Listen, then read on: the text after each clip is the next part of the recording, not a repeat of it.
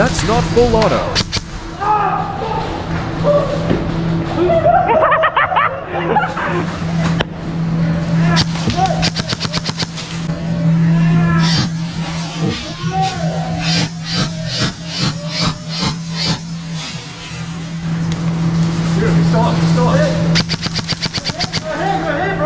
What the fuck? You did not hit me. He shot you. It's fine.